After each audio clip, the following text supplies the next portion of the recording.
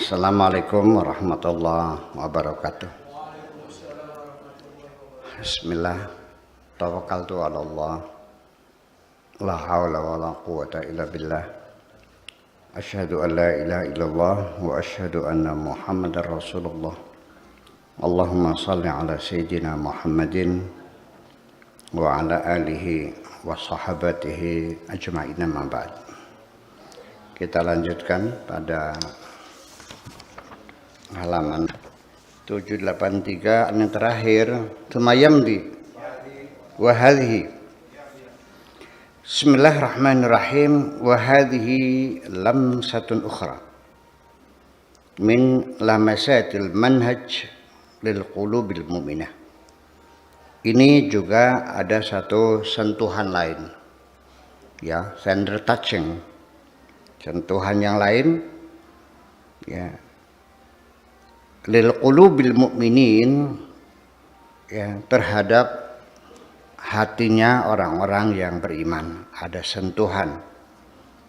Fa inna hadhil quluba, bahwasanya hati orang beriman itu la budda an tashma'izza min qaumin yukhadi'un Allah. Ya, dapat dipastikan bahwa hati orang beriman tentu akan merasa jijik, ya, terhadap hatinya orang-orang yang menipu Tuhan. Maksudnya ya pembohong, pembual, ya, munafik, hipokrit, begitu tuh. Tentu akan sangat menjijikkan sekali, ya. Dalam artian begini, kita tidak suka dong bersahabat dengan pembohong. Enak nggak punya teman pembohong, pendusta? Muak enggak? Ya, itu. Kalau utang enggak bayar, kalau janji enggak pernah ditepati, ya kan begitu. Fa inna hadhil quluba ta'rifu anna Allah subhanahu la yukhda'u. Karena orang beriman, hatinya orang yang beriman itu pasti sudah tahu bahwa Allah tidak mungkin bisa ditipu. Jadi kalau ada orang itu berbohong, sebetulnya adalah berbohong kepada dirinya sendiri. Anda bicara kepada saya dengan kebohongan, saya percaya. Ya saya percaya, yang saya nggak tahu kok. Tapi yang tahu bohong siapa? Anda sendiri. Jadi Anda membohongi siapa? Yalah. Anda bukan kiai, terus ngaku kiai. Ya kan gitu. Nanti yang akan dipermalukan siapa? Ya iya, semacam itu. Jadi artinya bahwa kita ya yakin Allah tidak mungkin bisa ditipu dong. Wa huwa ya'lamu sirra wa akhfa, karena Allah tahu segala macam rahasia hatimu. Allah tahu semua apapun yang engkau sembunyikan. Wahya tudriku annalladhi yuhawilu an yakhda Allah la budda an takuna nafsuhu muhtawiyatan ala qadrin minas su' wa minal jahl. Jadi artinya bahwa patut diketahui bahwa hati kita, perasaan kita boleh juga akan mengerti, akan menyadari bahwa orang-orang yang berusaha untuk menipu Allah itu la buddha, mesti, tidak bisa tidak, antakuna nafsuhu muhtawiyatan ala qadrin minasu, pasti jiwanya menyimpan keburukan, pasti menyimpan niat yang tidak baik, menyimpan kejahatan. Wa minal jahal, dan juga termasuk kebohongan juga, kebodohan juga. Mawinal ghaflati, dan juga kelalaian pada dirinya, ya, itu kabirun, sangat besar sekali, ya, dungu, ya lalai, ya bodoh, dan sebagainya. Wa min thamma, lebih lanjut lagi, ya, tasma'izu wa tahtaqiru, pasti kita akan merasa jijik, akan kita merasa melihatnya hina, ya, melihat hina. Wastastasghiru, dan juga kita pasti akan memberikan penilaian nggak ada artinya itu. Ya, cemen kata orang sini. Ya, kadzalika haula'il mukhadi'in. Dan begitulah kira-kira para penipu-penipu itu kan menjijikkan. Ya, menipu orang dan sebagainya. Ya, masa Allah pengen ditipu? Menipu Allah itu artinya menipu dirimu sendiri. Yang ditipu siapa? Yang kau yang ditipu. Wa yuqarriru aqba hadhihi lamsah, dan lalu ayat ini menetapkan setelah memberikan sentuhan kepada hati orang beriman, annahum yukhadi'un Allah, bahwanya mereka merasanya menipu Allah, wa huwa khadi'uhum, tetapi hakikatnya Allah lah yang menipu mereka. Artinya ketipu dewek, tertipu sendiri. Ai mustadrajuhum wa tarikuhum fi ghayyihim, artinya Allah membiarkan mereka dalam keadaan ketersesatan. Seringkali dalam Al-Quran dikatakan wallahu khairul makirin, Allah itu adalah penipu yang maha hebat. Makar itu bahasa Arab juga. Apa pantas Allah diberi sifat maha penipu? Iya, apa saja kalau dikasih maha ya boleh aja. Maha penipu, maha pendendam, maha pengasih, maha penyayang, maha sombong, maha apa saja, kecuali mahasiswa ya. Itu. Jadi artinya pengertian maha penipu itu bukan tukang tipu. Artinya kehebatan Allah dalam menipu makhluknya.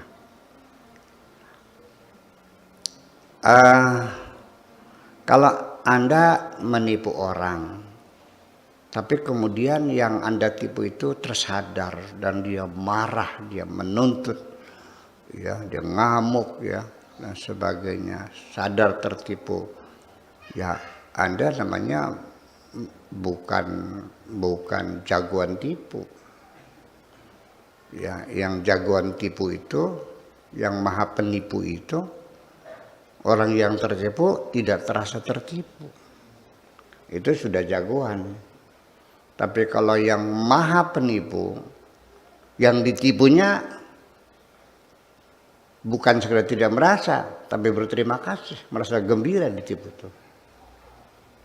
Kan enggak? Nipu orang ketangguhan, itu biasa. Nipu orang tidak ketangguhan, itu sudah jagoan. Yang hebat itu apa? Menipu orang, tapi yang ditipu tidak merasa dirugikan, malah berterima kasih, malah dicium tangannya, padahal malah ditipu itu tuh. Itu yang namanya hebat itu. Ya, ya, mereka dibiarkan dalam ketersesatannya.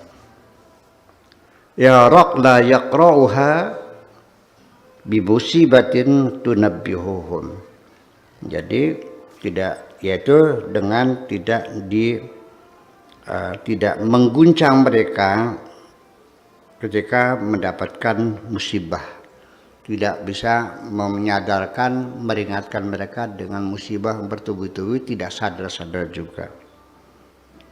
Walau yuqiduhum biqari'atin taftahu uyunahum, dan juga berbagai musibah bencana yang menimpa para penipu-penipu itu, ya sampai ditangkap polisi, sampai masuk penjara, ya enggak sadar juga, cuek aja. Itu sama sekali tidak membuka mata hati mereka. Artinya kalau nipu orang kan merugikan harta orang. Bayangkan sampai ratusan miliar hilang, sampai mobilnya hilang, orang kan sampai kehilangan mata pencarian, anak istrinya jadi menderita karena ketipu. Ada rasa kasihan enggak? Enggak. Tega, raja tega, ya, tipu. Ya, semacam itu. Tarikuhum, Allah membiarkan mereka yamduna fi tariqil hawiyah.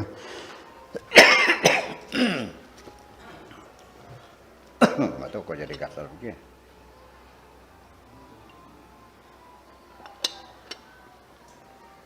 Oleh Allah mereka dibiarkan terus melangkah kepada jurang kehancuran. Biar aja ada. Wa namuddum fi tughyanihim ya'mahun. Kami biarkan mereka dalam ketersesatannya. Kata orang sini namanya dijor.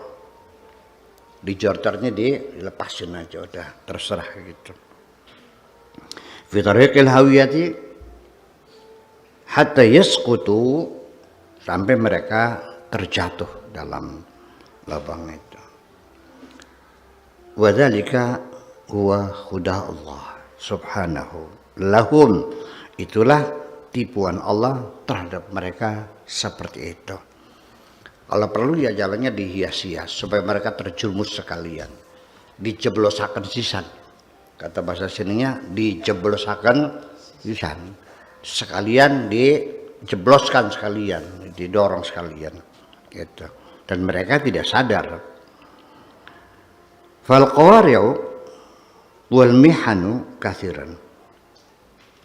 Segala macam musibah, segala macam bencana banyak terjadi. Ma takunu rahmatan minallah, tapi itu bukan rahmat dari Allah, bukan.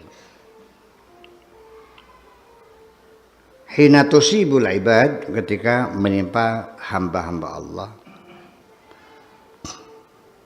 Fataruddum sari'an anil khata'i. Ya kalau hamba Allah sih, orang lagi kena musibah tuh biasanya lah segera memperbaiki diri. Begini, kita sehari-hari aja melihat orang itu bagaimana menyikapi kehidupan ini. Saya tidak akan mengatakan orang itu gagal ketika usahanya bangkrut, ketika dia terjatuh, apabila orang itu lalu bangkit lagi. Kemudian kesalahan-kesalahan yang pernah dilakukannya dia perbaiki lagi. Semua kesalahan yang pernah dilakukan mengakibatkan dia mendapat kerugian, itu dijadikan pelajaran untuk dirinya dengan cara memperbaiki kesalahan-kesalahan supaya ke depan tidak melakukan. Orang wajar itu mah. Nah, tetapi orang-orang yang semacam ini itu tidak pernah ada keinginan untuk memperbaiki diri. Selalu saja yang disalahkan orang lain. Biasanya gara-gara kamu. Ini sebabnya kamu. Saya kurang seberapa lagi. Jadi ketika orang itu menyalahkan orang lain, itu pertanda dia tidak mengaku bersalah. Betul enggak? Kalau orang tidak mengaku bersalah, berarti dia tidak punya niat untuk memperbaiki diri. Ini maksudnya demikian. Jadi orang-orang yang pikiran sudah terbalik begitu ya tidak pernah berharap akan memperbaiki diri, berkali-kali kena musibah, berulang-ulang kena kesulitan, ya tetap aja tidak pernah merasa bersalah, selalu yang disalahkan orang lain saja. Itu sebenarnya.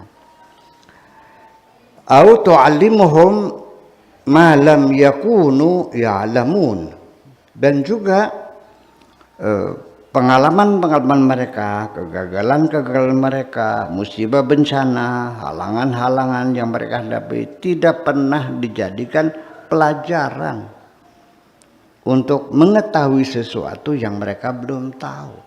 Jadi tidak pernah dijadikan mata pelajaran. Enggak ada, ya udah aja. Banyak orang yang usianya tua tapi pengalamannya enggak ada. Sekedar hanya melaluinya aja. Umurnya mah sudah 80 tahun, tapi pengalamannya nol. Karena selama itu pengalaman tidak pernah jadi pelajaran. Itulah.